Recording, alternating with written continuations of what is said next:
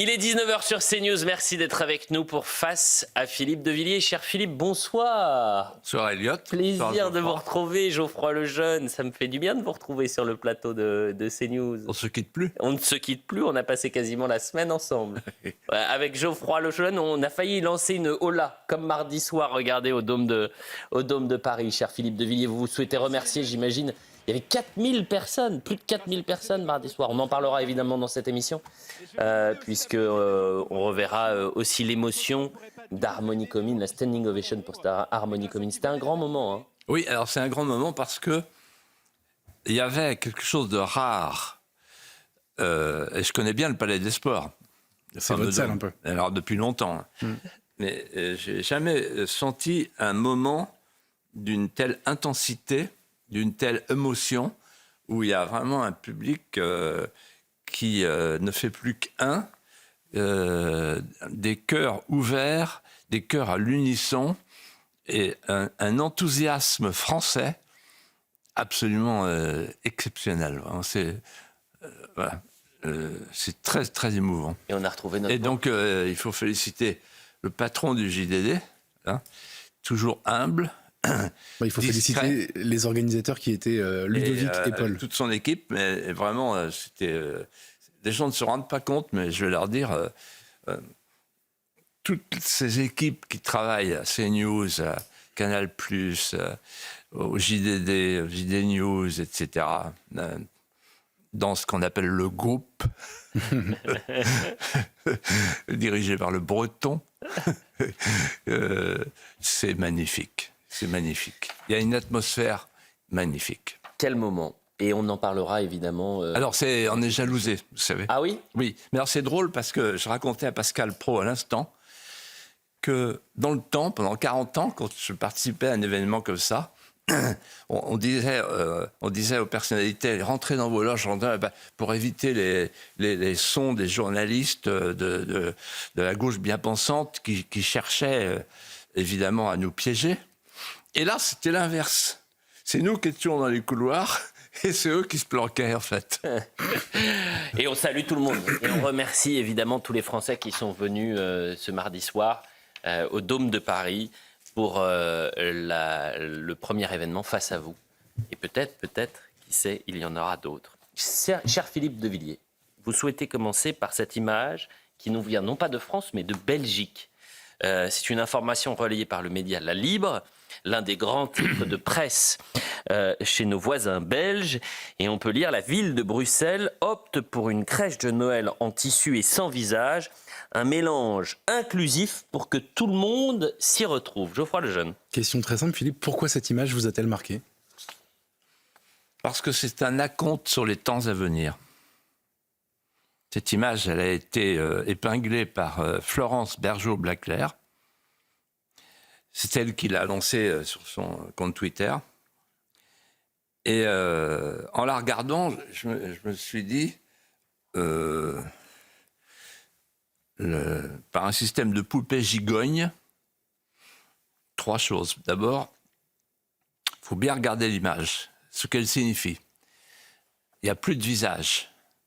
C'est-à-dire c'est le passage d'une religion incarnée à une religion désincarnée. C'est pas rien. Ce que Florence appelle le Noël charia compatible. Il faut savoir que la cathédrale de Strasbourg est derrière. Ça va loin. De Bruxelles, vous voulez dire ? Comment ? De Bruxelles. Oui, c'est lapsus, oui, révélateur. La cathédrale de Bruxelles, oui. Oh, ça n'arriverait jamais avec nos évêques. Oh là là. Le Noël inclusif, oh non, ils en sont loin. Oh là là, ils en sont loin, mais tout près, en fait. Comme disait William Goldnadel, avec vous, il disait, dans 5 ans, c'est chez nous. Ouais. Alors, donc, la crèche inclusive, ça veut dire pas de visage, donc plus d'incarnation. Bon, c'est pas la même religion. Deuxièmement, un Jésus qui n'est pas Jésus, un Joseph qui n'est pas Joseph. Ensuite, Joseph, il est en bédouin. Bon. Et Et ensuite, tout ça prend place dans ce qu'on appelle, non pas le marché de Noël, c'est plus le marché de Noël, comme à Strasbourg, c'est les plaisirs d'hiver. Voilà. Voilà pour la crèche. Alors, Bruxelles, c'est une ville qui est maintenant majoritairement musulmane. Le nombre, comme disait Toynbee. Ensuite, c'est la Belgique. La Belgique, c'est le Belgiquistan. Bruxelles, la banlieue de Bruxelles, vous savez comment elle s'appelle? Molenbeek. Ça vous dit rien? Molenbeek, c'était le quartier général du Bataclan. Et puis la Belgique, Bruxelles, c'est aussi là qu'est le siège de l'Europe, l'Union européenne. Or, l'Union européenne, elle finance les frères musulmans. Il faut le savoir. Et non seulement ça, mais le Conseil de l'Europe a fait une campagne de publicité, il y a 1 an ou 2 ans, pour le voile. Donc l'Europe, elle est mouillée dans cette histoire de crèche inclusive. Et enfin, je dirais un mot sur la France. En fait, la France, il faut qu'elle regarde cette crèche comme un avaloir sur ce qui va se passer chez nous dans quelques années, un miroir prémonitoire. Et pourquoi je dis ça? À cause de l'état de droit. Parce que l'état de droit a pris la laïcité, en a fait le laïcisme. C'est un fusil à tirer dans les coins dès qu'il y a les chrétientés flageolantes qui bougent encore.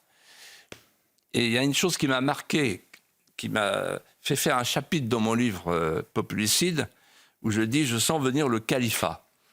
Je ne sais pas si vous avez oublié ce moment. Dans la même semaine, le tribunal de Lyon interdit la messe de la Sainte-Geneviève pour les gendarmes à Privas. Alors que c'est une fête immémoriale, populaire, pour les militaires que sont les gendarmes. Et quelques jours après, on retrouve le Premier ministre qui rompt le jeûne, il va à la rupture du jeûne dans la mosquée des Mahorais à Pau, et le ministre des Affaires étrangères, l'inénarrable Barrot, lui va à la rupture du jeûne avec le grand recteur de la mosquée de Paris. Dans la même semaine. C'est-à-dire qu'en fait, on voit qu'on est tout près de cette fameuse société inclusive qui consiste en fait à dire à tous ceux qui veulent garder nos racines, allez, il va falloir évoluer. Il va falloir accueillir une autre civilisation. Et pour accueillir une autre civilisation, il va falloir que la nôtre commence à allonger les murs. Il n'y a qu'une réponse à tout cela. Eliot, Geoffroy, qu'une réponse. Une seule réforme constitutionnelle. Mettre les racines chrétiennes dans la Constitution. Et là, on règle tout. Parce que les juges seront obligés de suivre. Ils n'auront plus le choix.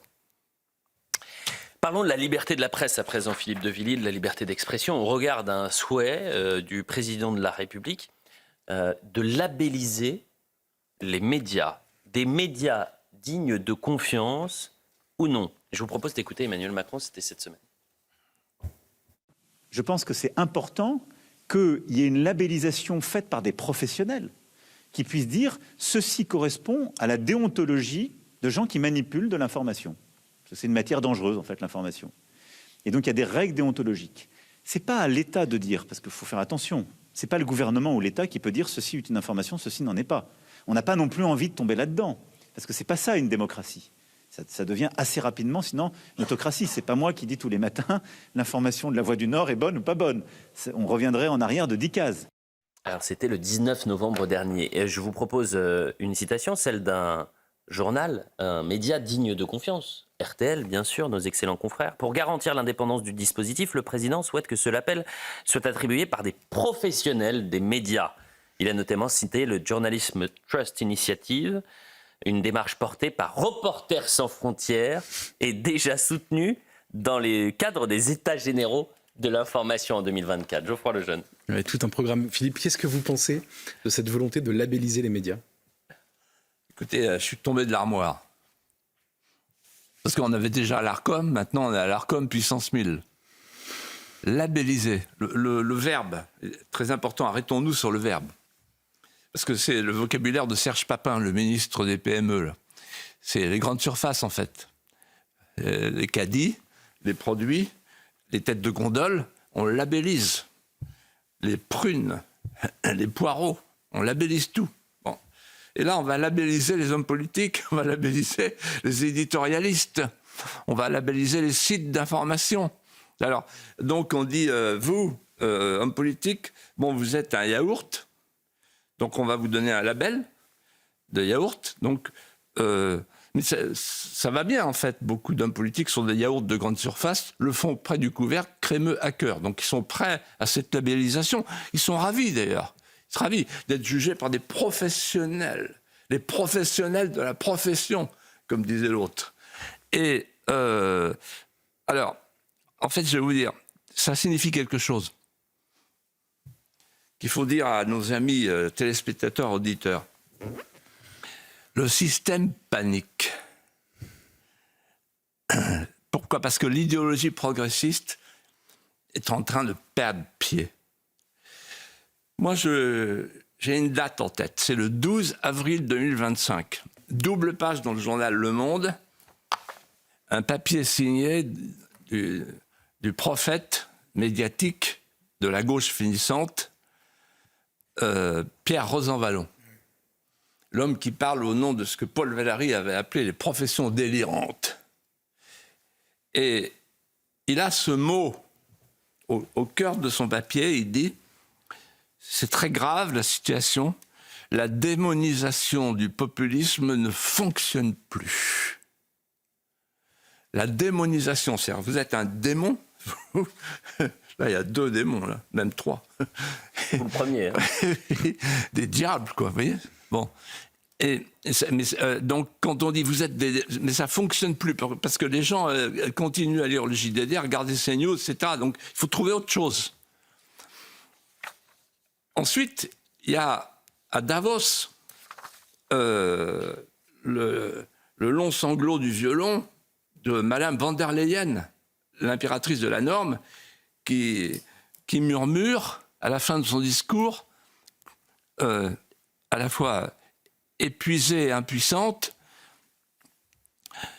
le plus grand péril de notre temps, chers amis, c'est la désinformation. Et elle parle de Benoni en Italie, elle parle de la Roumanie, elle parle de ce qui peut se passer en Allemagne, elle parle de ce qui peut se passer en France.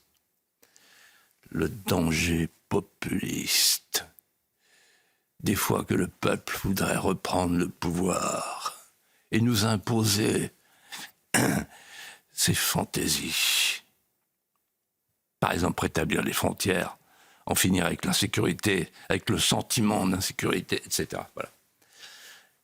Et alors, quel est le rêve macronien ? Le rêve macronien, c'est de faire, c'est ça qu'il dit en fait, enfin, à la fin de son 2e mandat, un ministère de la vérité. C'est ça dont il rêve.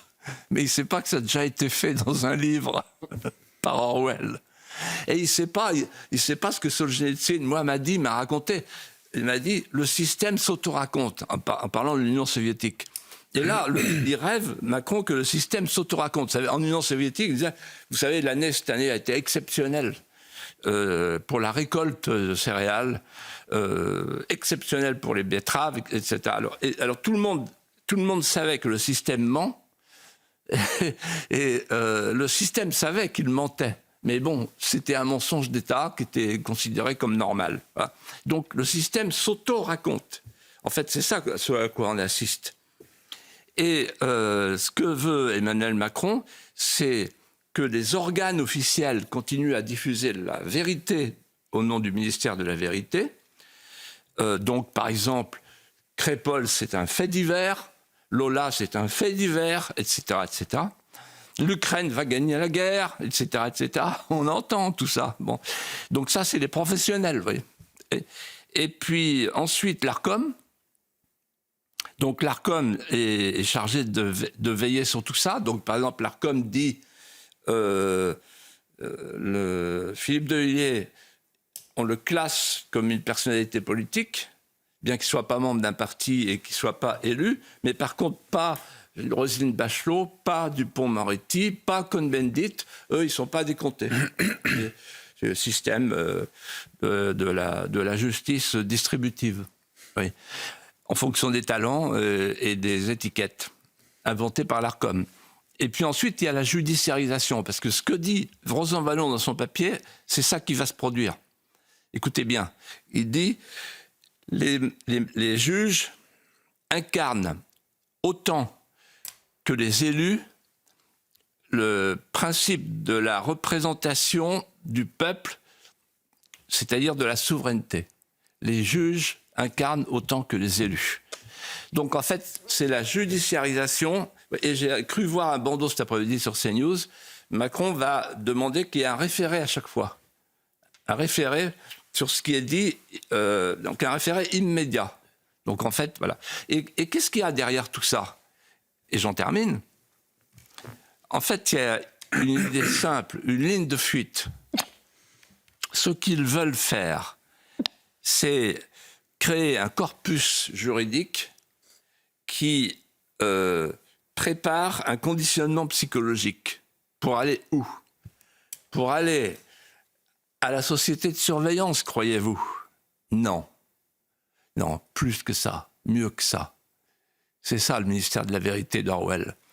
Pour aller à la société de l'autosurveillance, c'est-à-dire le journaliste s'auto-surveille, l'homme politique s'auto-surveille, le professeur s'auto-surveille, le citoyen s'auto-surveille. C'est-à-dire qu'il est tellement encadré qu'il fait attention au moindre mot, à la moindre action, au moindre écho. Voilà ce qu'ils sont en train de préparer. Jamais la menace totalitaire n'a été aussi présente, aussi probable depuis la peste brune et la peste rouge qu'avec la Macronie finissante. Vous avez parlé des professionnels de la profession et notamment de Reporters sans frontières. Vous avez parlé aussi de l'ARCOM. Vous savez que jeudi soir, complément d'enquête, proposait un documentaire à charge contre CNews, attaquant le groupe et se fondant sur une étude de RSF. Étude qu'ils ont retirée à la hâte, puisque retoquée en quelque sorte par le gendarme de l'audiovisuel. Exclusif, et je cite un autre média de confiance, Le Point, pluralisme sur CNews, l'ARCOM contredit frontalement RSF. Interrogé par Le Point après un rapport de Reporters sans frontières repris dans complément d'enquête, l'ARCOM affirme n'avoir constaté en mars 2025 aucun problème de respect du pluralisme sur CNews. Or, la promesse de complément d'enquête, c'était de dire les faits, rien que les faits, la science, les études, et notamment l'étude d'RSF sur le manque de pluralisme en mars 2025. Que vous inspirent ces méthodes de complément d'enquête, mais aussi de RSF, les professionnels de la profession, dites-vous, Philippe? Alors, suivez-moi bien. On va essayer de recomposer le paysage à l'heure qu'il est. On a un service public de l'information, donc une chaîne de télévision militante, qui s'adresse à une organisation, Reporters sans frontières, qui est elle-même militante. Donc une chaîne militante s'adresse à une organisation militante pour faire une étude militante pour une émission militante. Et tout à coup, il y a une autorité extérieure militante qui juge que l'étude militante de l'émission militante de la chaîne militante est trop militante. Ça s'appelle mettre la main dans le pot de confiture et renverser la confiture sur tout les tabliers. C'était un apologue. Alors peut-être que les médias de confiance et ceux qui ne seront pas de confiance n'auront pas la possibilité de faire ce qui a été fait, on l'a abordé très rapidement mardi soir, à savoir Face à vous. On a vécu cette semaine une grande soirée au plus près de vous, chers téléspectateurs, notamment sur CNews Prime, mais aussi au plus près des Français. Événement qui a réuni 4000 personnes au Dôme de Paris pour une soirée débat autour des grands enjeux, l'éducation, la justice ou encore la sécurité. Et parmi toutes les images les plus marquantes, il y a évidemment cette ovation rendue à Harmonie Comines, cette femme d'un courage absolu qui a perdu son mari, le gendarme Comines, et qui avait eu cette phrase « L'État a tué mon mari ». D'ailleurs, elle a présenté en quelque sorte ses excuses en disant j'aurais pas dû dire l'État a perdu mon mari. La France a tué mon mari, mais l'État français a tué mon mari. Revivons ensemble cette séquence.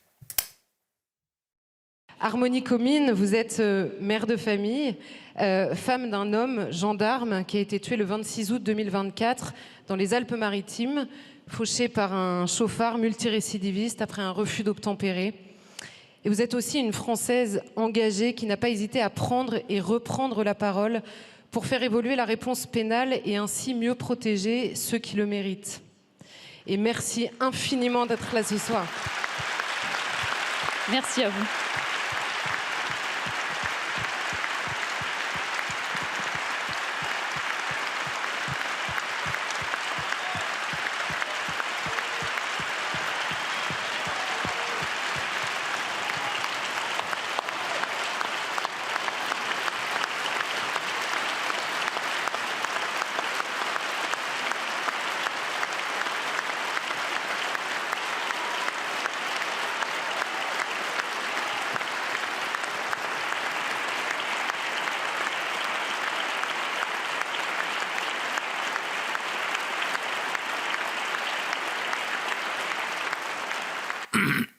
Geoffroy Lejeune.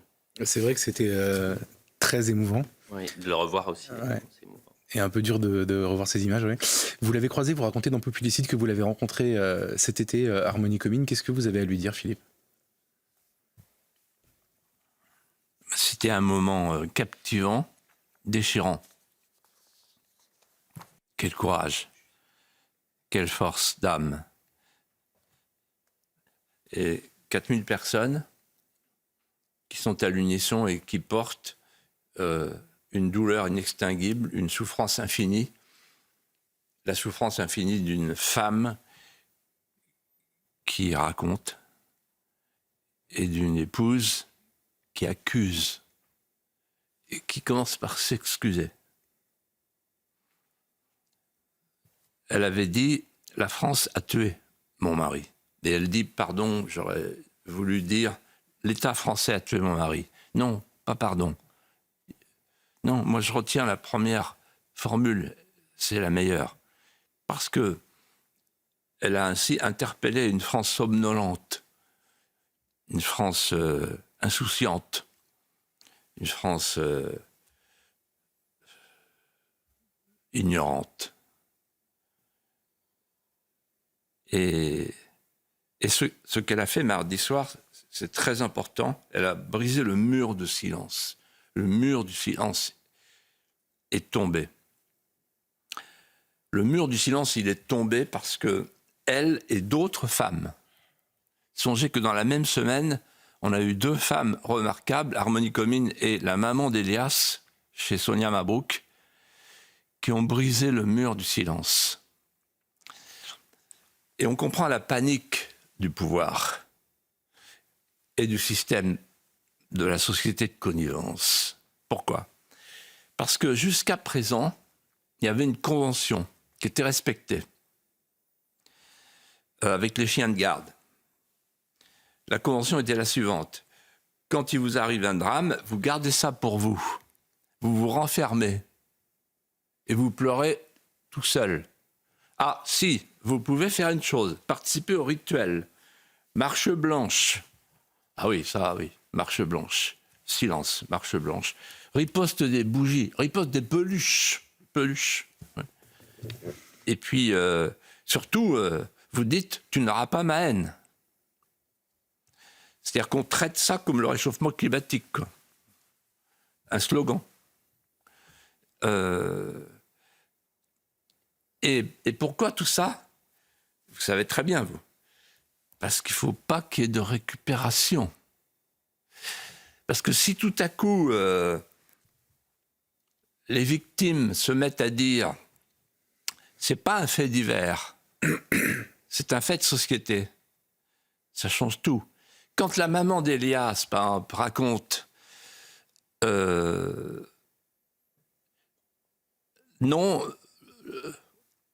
le journal Le Monde, vous mentez.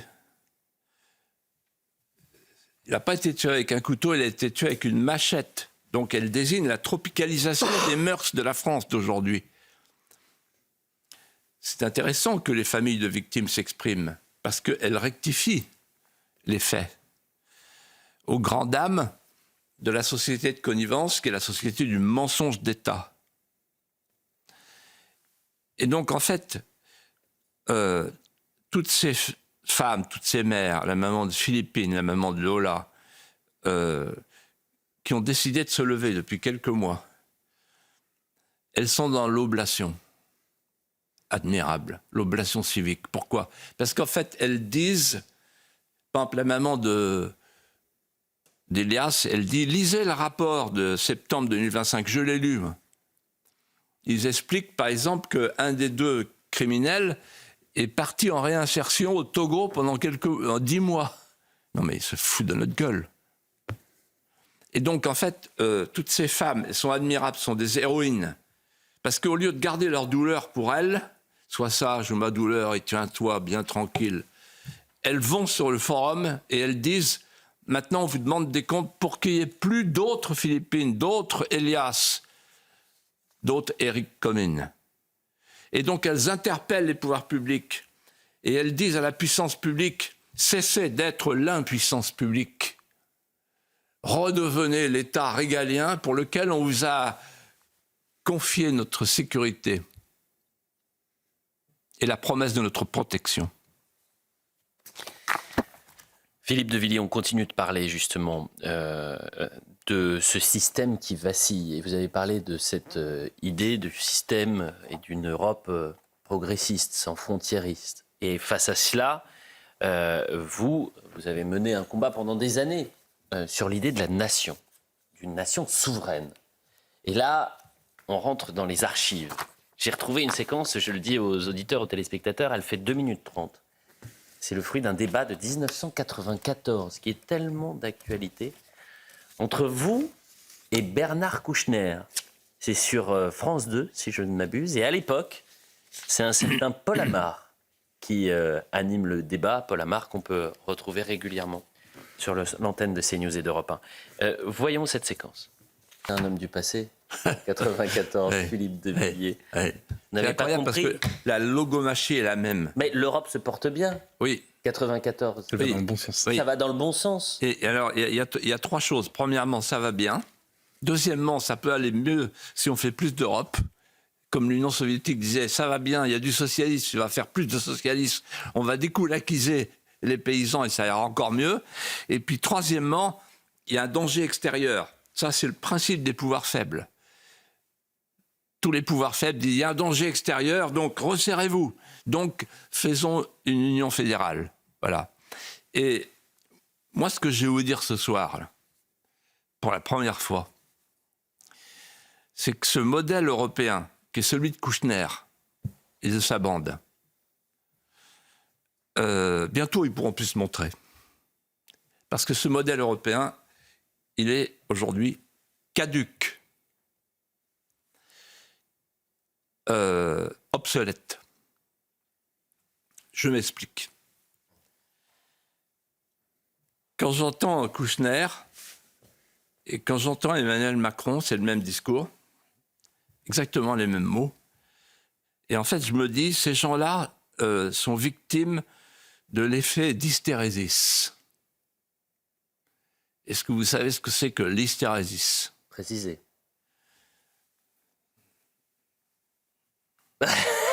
Le mec qui fait un peu le mariole, quoi. Bon. Moi, les gens de la campagne, on sait ce que c'est que l'hystérésis. Les paysans qui nous regardent, ils savent ce que c'est que l'hystérésis. L'hystérésis, c'est le temps qui s'écoule entre la goutte d'eau sur la terre et la germination. Et ça se calcule, ce temps-là, il est important. Selon que la terre est argileuse, calcaire, etc. Et pourquoi je dis ça? Parce que Bourdieu a appliqué ça un jour à la politique. Et l'hystérésis, pour en politique, ça donne ceci. L'hystérésis, c'est le décalage entre le monde tel qu'il est devenu et la perception qu'en ont ceux qui n'ont pas vu qu'il avait changé. C'est ça l'hystérésis. Et la plupart des politiciens et des journalistes sont dans l'hystérésis. ils n'ont pas vu que nous ne sommes plus dans le bon tempo. Parce que le modèle européen dont je parle, il a été établi sur 2 principes, aujourd'hui surannés. Le premier, c'est la déconstruction des nations, et le deuxième, c'est l'avènement du marché comme régulateur, comme seul régulateur des pulsions humaines et des tensions du monde. Tout a changé. Parce que nous sommes entrés dans un post-monde qui succède au nouveau monde devenu l'ancien monde. Et qu'est-ce qui a changé? Un carré magique du grand retour, de ce qu'on croyait fini, de ce que Kouchner croyait fini, parce que lui croyait à Fukuyama, à la fin de l'histoire, à la fin des idées, à la fin des religions. Il croyait qu'avec le doux commerce, on allait vers une paix perpétuelle. 4 grands retours. Premier grand retour, la frontière. Qui l'eût cru? La frontière, le retour de la frontière, au sens positif. La frontière économique, c'est-à-dire qu'on passe d'un libre-échange mondialisé au protectionnisme, qui consiste à protéger les intérêts vitaux. On retrouve les intérêts vitaux et on retrouve l'idée qu'une nation, si elle ne produit pas, elle se laisse produire par les autres. Et si une nation ne fait que consommer, elle disparaît. C'est ça l'idée du protectionnisme. On protège ce qui est considéré comme un intérêt vital, par exemple l'agriculture, l'industrie automobile, etc. Deuxièmement, la frontière physique. Pour lutter contre l'immigration invasive, à un moment déterminant où le monde change, où vous avez une poussée démographique formidable du sud vers le nord, partout dans le monde entier. Or, qu'est-ce que l'Europe aujourd'hui par rapport au retour de la frontière? C'est le contraire. L'Europe, c'est un espace sans frontières, c'est pas moi qui le dis, c'est comme ça qu'elle s'appelle. Et c'est une zone marchande unifiée, c'est comme ça qu'elle s'appelle. Destiné à devenir l'annexe d'un marché planétaire de masse, comme ça qu'il parlait. Ben, c'est fini. Premier décalage. Deuxième décalage, le retour de la nation. Ils ont voulu faire une Europe, je cite, sans les États et avec un fédérateur extérieur qui s'appelle l'Amérique. Ils ont cru que la démocratie de marché avait vocation à fusionner le monde, à l'unifier et à dissoudre les identités récalcitrantes comme des calculs rénaux qui vous encombrent et qu'il faut éliminer. En fait, Mitterrand s'est complètement trompé. Mitterrand, il a dit, devant moi au Parlement européen, un jour, l'Europe c'est la paix, le nationalisme c'est la guerre. On a éradiqué le nationalisme et on a la guerre. Troisième retour, encore plus important, le retour du politique. L'utopie de Maastricht recelait une tentative inouïe d'anéantissement du politique. On a tenté de vivre sans politique, de vivre sans démocratie, sans élection, sans gouvernement, et même sans géographie ni limite. C'est-à-dire qu'on a décidé au moment de Maastricht que le pouvoir allait glisser des mains du peuple, le gouvernement de tous, pour aller vers une gouvernance à quelques-uns, c'est-à-dire un aréopage de commissaires, de prétoriens et de juges. Et à un moment donné, le peuple se réveille et dit « mais nous, on est où là-dedans ?» Les paysans avec le Mercosur, ils sont où? Et l'industrie automobile, on est où? Et le marché d'électricité avec les artisans, on est où? Les décisions se prennent ailleurs avec des gens qui sont plus élus. Et maintenant que les gens réclament l'élection, on dit populiste. Le populisme, c'est le cri des peuples qui ne veulent pas mourir. Et enfin, quatrième retour, le retour de la puissance. On a fait une Europe délibérément sans puissance. Je me souviens à l'époque que tous les, je ne veux pas les nommer, mais ils disaient tout, non, on n'a pas besoin de la puissance, c'est fini la puissance. Ça, c'est le monde westphalien, la puissance. Ouais. Sauf qu'on est rentré dans un monde néo-westphalien, comme dirait Kissinger, et les logiques de puissance sont revenues. Or, ce qui est très intéressant pour nous, pour la France, c'est que la puissance, elle a changé de nature.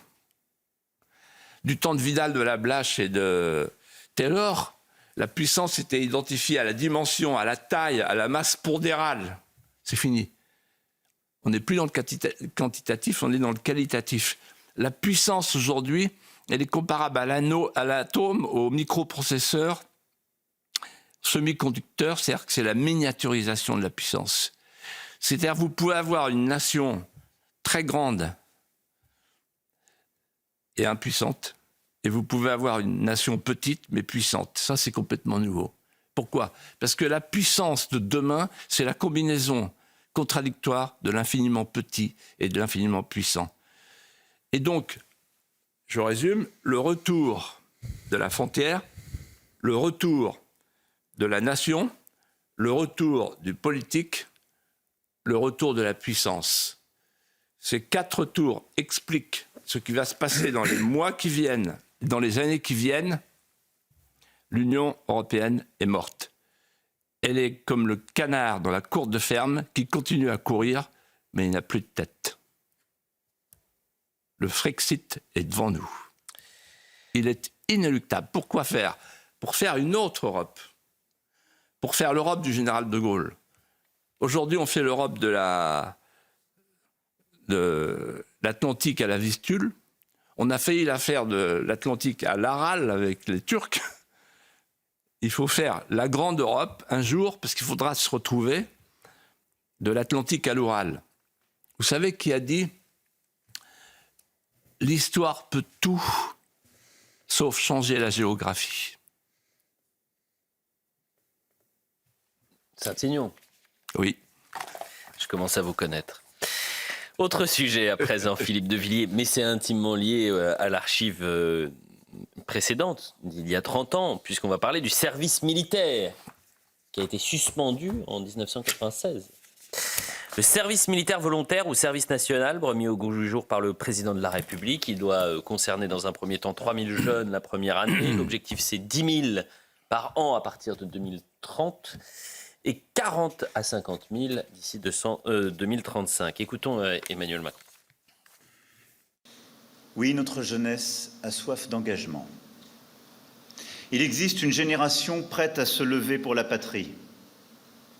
Notre armée est le cadre naturel d'expression de ce besoin de servir. Notre nation sera forte si notre jeunesse est unie autour de nos valeurs. Alors, est-ce que le président de la République a raison avec ce nouveau service militaire national volontaire ?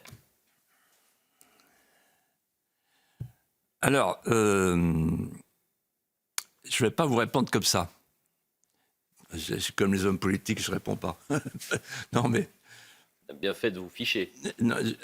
C'est une finasserie, sa conférence, son annonce. Pourquoi ? C'est un coup de com', en fait. Pourquoi c'est un coup de com'? Parce qu'en fait, il s'intègre, il s'inscrit dans ce qu'on appelle le narratif de la semaine. C'est-à-dire des rafales, le général Mandon, vous allez sacrifier vos enfants pour la patrie, puis on a eu le kit de survie, des fois qu'il y aurait de la nitroglycérine qui passerait sous les portes envoyées par Poutine. Et alors là, on a le service national, le service militaire. Le service militaire, ça veut dire, c'est sérieux les gars, on va à la guerre. Oui, on est en 1913, voilà. Donc, tout ça, pourquoi ? En fait, pour que les gens aient peur. Oui. Mais alors, ça a été décrit par Machiavel et par Thucydide. J'ai retrouvé des mots de Thucydide, le fameux piège de Thucydide. Thucydide, le grec. Thucydide, il dit quand un pouvoir est faible, il n'a qu'une solution, c'est faire la guerre. Et là, on rassemble tous les poussins. Voilà. Donc c'est ça, en fait, ce qui est en train de se passer. Cela étant, pour avoir regretté la disparition du service militaire, je pense que le service militaire a une double utilité. Oui, non, mais, un truc qui me revient à l'instant. En fait, vous savez, Clémenceau, il est interpellé à l'Assemblée en 1917, et on lui dit, mais alors, quelle est votre politique? Et il dit, ma politique, c'est tout un. Politique intérieure, je fais la guerre. Politique extérieure, je fais la guerre. Et en fait, Macron, c'est le Clémenceau du pauvre. Et alors, je reviens au service militaire. Le service militaire aurait une double utilité. Il y a un manque et il y a un ennemi. Ça tombe bien. Il y a un manque de transmission. Plus personne ne transmet. La France. Et donc, les militaires, je connais bien les militaires, et pour cause, sont des gens qui, même si ce n'est pas leur vocation de transmettre, ils transmettent. Et quand vous mettez des jeunes avec des militaires, ils en sortent différents. Vous voyez ce que je veux dire? Et donc, des jeunes qui arrivent un peu de l'extérieur, pour les franciser, quelques mois d'armée, c'est très bon. Je pense que beaucoup de Français pensent ça, puisque 80% des Français sont d'accord. Et deuxièmement, on a un ennemi. Et là, je voudrais revenir sur la suppression du service militaire. Le service militaire a été supprimé à un moment où on a cru qu'il n'y avait plus de menaces pour la France. Encore Fukuyama. Cette ambiance où, après la chute du mur, on s'est dit on a une paix pour 1000 ans. Et donc l'armée, elle sert à quoi? À faire des OPEX, des opérations extérieures. On ne va pas envoyer, ce qu'a dit très bien Charles Millon hier, l'ancien ministre de la Défense, qui était remarquable hier. Et il a dit, on a pensé qu'on ne pouvait pas envoyer les petits gars du contingent comme ça en Afrique, etc. Bon. Mais là, de quoi s'agit-il?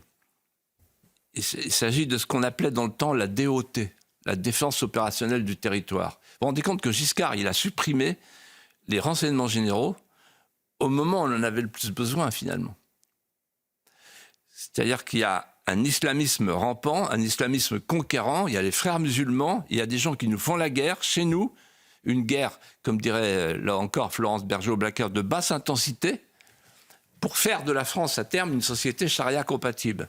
Et donc on aura besoin de soldats. Oui, on aura besoin des petits Français pour qu'ils défendent ce qu'ils ont de plus cher et qu'on ne leur transmet plus, la France. Donc oui, au service militaire, un vrai service militaire. Bon, à condition que le gars ne reparte pas avec les Kalachnikov. Bon, vous savez, Philippe de Villiers, on avait une habitude avec Geoffroy Lejeune, c'était les informateurs bien informés. Et ils ont frappé. Ils ont frappé les informateurs bien informés, cher Philippe de Villiers. Regardez, ça vous rappelle quelqu'un, ça? Vous vous marrez. Celui qui est porté là, très haut. Regardez. Il n'a pas changé, celui-là, il a juste mis une cravate à la place de son habit de militaire. Regardez, Philippe de Villiers, c'était en quelle année votre service militaire? Racontez-nous rapidement. 1975, oui. 75. C'est une aventure. Ah. Donc, je suis reçu à l'ENA décembre 75. Hop, on part à Couët-Quidan, le PPER, peloton préparatoire aux EOR, aux élèves officiers de réserve. Et là, en face de moi, il y a les élèves officiers d'active et le Persystème qui vaut au Maroc, le grand délégué, c'est Bertrand de Villiers. Et donc, au bout de quelques jours, j'apprends que mes camarades de l'ENA veulent choisir comme nom de promotion « Soldat inconnu, chair à canon du capitalisme international ». C'était l'époque des comités de soldats, etc. Ma promotion était à l'extrême gauche. Et donc, moi, je me fais élire, fine section, on appelait ça fine section, fine compagnie, fine bataillon. Je suis le patron. Là, d'ailleurs, il me porte en triomphe. Et je vais voir Maurice Genevoix à Paris, je lui dis, aidez-moi, on va faire une évocation historique sur le serment de 14. Les Sirards sont d'accord, et on fait une soirée absolument mémorable, tellement mémorable qu'ensuite, je suis affecté au Mans, au 2e régiment d'infanterie de marine. Le colonel me convoque, il me dit, vous les narcs, vous allez voir, ça va vous faire les pieds, on va vous donner une section d'analphabètes. Et donc les mecs, ils n'arrivaient pas à marcher au pas, parce que gauche, droite, et je disais du coup, paille, foin. Bon, et puis à un moment donné, il me rappelle, il me dit, j'ai appris par le général Compagnon, qui commande la région, que vous aviez fait une évocation, vous allez faire une évocation historique sur l'histoire de Bazeilles, le 2e régiment d'infanterie de marine. Et donc j'ai passé mon service militaire à faire 2 évocations historiques. Faire des Puy du Fou. C'est clair, vous aviez commencé le Puy du Fou en donc 67. après, je suis allé voir mon père et je lui ai dit, tu sais papa, grâce à l'armée, j'ai des prédispositions. Pour raconter des histoires. et il m'a dit, ben vas-y mon vieux. La guerre, Et toujours. donc pendant l'ENA, j'ai dit, bon allez maintenant je fais la Vendée. Avançons, il nous reste 10 minutes, mais je veux vraiment vous faire réagir à une des déclarations fortes de la semaine, majeure, celle de Vladimir Poutine. Lors d'une conférence de presse tenue ce jeudi, Vladimir Poutine a affirmé n'avoir aucune intention d'envahir l'Union européenne. Il a toutefois réitéré son ultimatum à l'adresse de Kiev. Il déclare que Moscou serait prêt à mettre fin aux hostilités en Ukraine si les forces ukrainiennes se retireraient des territoires que la Russie revendique comme annexés. Écoutons. Tout doit être formulé dans un langage diplomatique, car une chose est de dire que la Russie n'a pas l'intention d'attaquer l'Europe. Pour nous, cela semble ridicule, n'est-ce pas? Nous n'avons jamais prévu cela. Mais s'ils veulent l'entendre de notre bouche, nous pouvons le mettre par écrit. Pas de problème. Si les politiciens européens veulent effrayer leurs citoyens au point que ceux-ci veulent entendre que nous n'avons aucun projet agressif à l'égard de l'Europe, alors pas de problème. Nous sommes prêts à le mettre par écrit. Cela a peut-être du sens si nous voulons discuter collectivement et prendre des décisions définitives sur la sécurité pan-européenne. Nous l'avons proposé il y a quelque temps. Si nos partenaires occidentaux, appelons-les ainsi, le souhaitent maintenant, nous sommes prêts. Mais nous comprenons tous que les parties doivent s'asseoir et mener des discussions sérieuses. Chaque mot est important ici. Geoffroy Lejeune. Philippe, vous nous avez souvent parlé de la manière dont il fallait comprendre l'ours russe. Comment est-ce que vous comprenez ce que nous dit Vladimir Poutine? Moi, j'avais cité Talleyrand. Ouais. L'ours russe sort de sa tanière. Je connais quelques manières de le faire sortir de sa tanière, mais aucune de le faire rentrer. Ouais. Alors, on est à un moment important. Et donc, tant pis pour l'apologue, il va passer à l'as. Mais là, on est vraiment à un moment important. Ce que je voudrais dire, c'est qu'il y a un mouvement ataxique de l'Europe qui est incompréhensible. C'est-à-dire que pendant qu'il y a une tentative de paix entre les Américains, les Russes et maintenant les Ukrainiens, l'Europe, elle, devient de plus en plus une Europe de va-t-en-guerre. Ça se sent. C'est-à-dire qu'en fait, on a l'impression que Macron regrette la paix à venir. Et il voudrait continuer la guerre. Pourquoi? Pour 2 raisons. Premièrement, parce que la guerre lui donne un rôle, évidemment, en France, chef de guerre, Clémenceau du pauvre, voilà, ok. Mais aussi pour une autre raison, c'est qu'il sait qu'il va tout perdre. Et c'est la fin pour l'Europe. Pourquoi? Parce que l'Europe, elle a tout misé sur la victoire de l'Ukraine. Or, l'Ukraine va perdre. C'est inéluctable. Pourquoi elle va perdre? Pour 3 raisons. La première, c'est que la ligne de front est en train de bouger. Lentement, mais elle bouge. Inéluctablement. Il n'y a pas un spécialiste qui peut croire, ou même qui peut dire, que l'Ukraine va gagner sur le terrain. Sur le terrain, les carottes sont cuites. Il y a même beaucoup de désertion et beaucoup de démoralisation du côté ukrainien. C'est pathétique, ce qui se passe. Deuxièmement, les États-Unis ont décidé de se retirer. Et donc, si les États-Unis se retirent, ce n'est pas l'Europe, qui n'a pas d'industrie de l'armement en dehors de la France, qui va combler la différence. Et troisièmement, et surtout, on vient de l'apprendre, c'est drôle, parce que j'allais vous dire, et là maintenant, à mon avis, les jours de Zelensky sont comptés. Pour une histoire de corruption. C'est-à-dire qu'on va découvrir que notre argent, 21 milliards, pendant que le poulet ukrainien est en train de liquider notre agriculture, là, 21 milliards. Eh ben, beaucoup de cet argent a servi dans les réseaux de corruption autour de Zelensky. Le directeur de cabinet de Zelensky vient de démissionner, là, aujourd'hui, cet après-midi. après plusieurs ministres. Donc, c'est la mer qui monte au Mont-Saint-Michel, là. Et Zelensky, il est cerné, voyez. Et comme je connais le personnage, je me permets de vous dire que je ne serais pas étonné que dans les jours qui viennent, dans les semaines qui viennent, dans les mois qui viennent, le parquet anticorruption qui continue à travailler et à perquisitionner arrive jusqu'à M. Zelensky.